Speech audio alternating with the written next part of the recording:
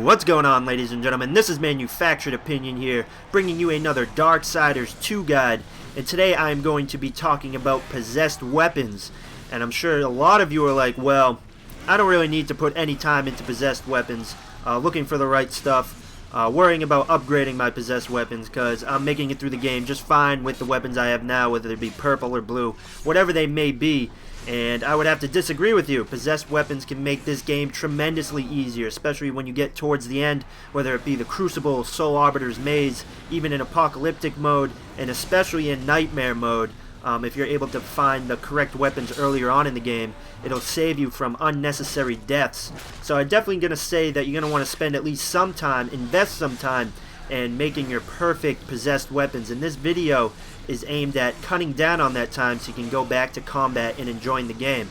So, the format of this video is essentially going to be me switching back between, Crucible mode and me upgrading my weapons. It was just going to be me upgrading my weapons, but that is very boring to look at. So I'm going to throw in some Crucible mode clips in there to with these possessed weapons to spice things up and show you just how overpowered you can be. So just to give you a brief overview, if you don't know how the possessed weapons upgrade system works, essentially what you want to do is find an item that you want the stats from and feed that to your possessed weapon through the upgrade system. So for example, say you have a pair of possessed scythes and you really want higher damage and you want health steal. Well, you go out and find a weapon, preferably a secondary weapon. They have the higher damage output.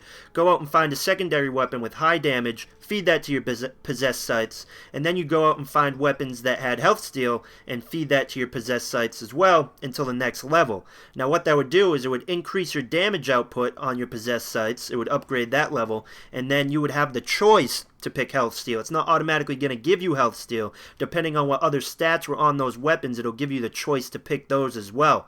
And don't forget that you can feed armor to your possessed weapons, and this is great if you're looking for higher defense, and obviously the higher strength and higher arcane stats are on armor as well. So it's definitely something you're going to want to be thinking about moving forward as to what you want on your possessed weapons.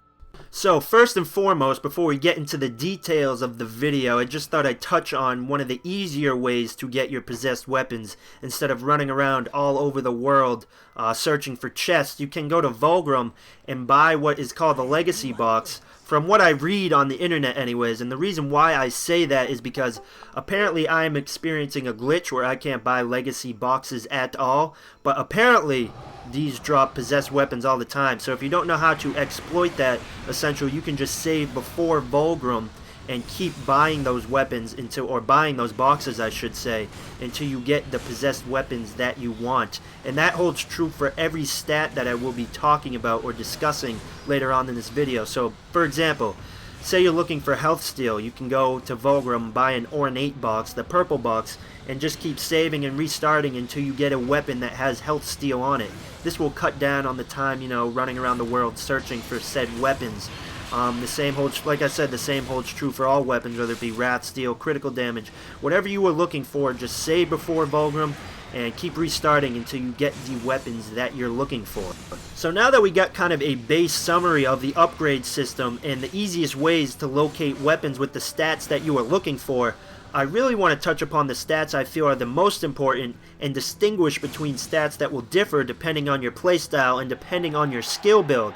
Now, the stats that I feel like are the most important, that are pretty much a must on your possessed weapons, no matter what your playstyle is, no matter what your build is, would be health steal and wrath steal. These two abilities alone will increase your survivability by tenfold. And the reason that is because every time you hit an enemy, you will be regenerating health as a percentage of the damage you are doing. So obviously, if you were upgrading your possessed weapons with high damage, that's the more health you're going to be regenerating. That's the more wrath you're going to be regenerating. And then obviously that branches out. You won't have to worry about dodging as much because your next hit, you'll be pretty much, your health will be at full, your wrath will be at full.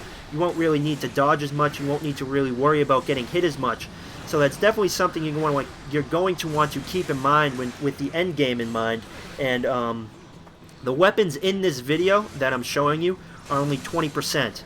I had a couple weapons with health steal and wrath steal, and that's it. If you really put in the time to find more weapons with health steal and wrath steal, you could have these percentages upwards of 30%, and it would make any fight a breeze on any difficulty, and you would be insanely overpowered no matter what build you have.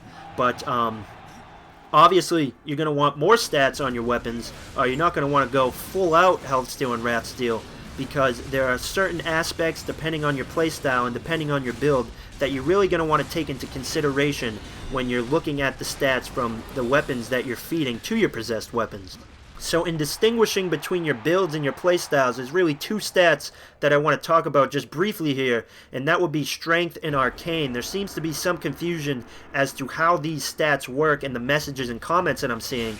And if you don't know how these work, essentially Strength increases the amount of damage you will be doing with Harbinger tree skills, and Arcane will increase the damage you are doing with Necromancer tree skills. So for example, say you have really high Strength and you use Teleport Slash. You will be outputting more damage with Teleport Slash than if you didn't have any strength at all or lower strength. And then, for example, say you have high Arcane and you use Teleport Slash.